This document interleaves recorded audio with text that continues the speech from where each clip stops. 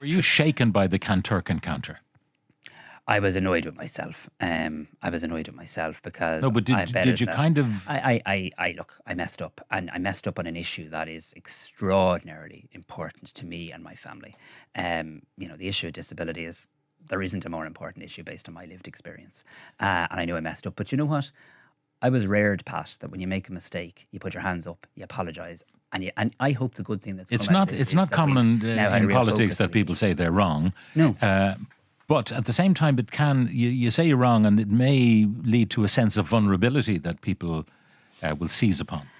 Well, look, my political opponents can seize on whatever they like. I think the people of Ireland, I certainly hope, know me. I think they know me for the leadership I provided through the COVID pandemic. I think they've seen the role that I played as Taoiseach. I hope they know how hard I work. And I think a lot of them know my own story in terms of personally getting involved because of the lived experience that I have in my own family with my brother having autism.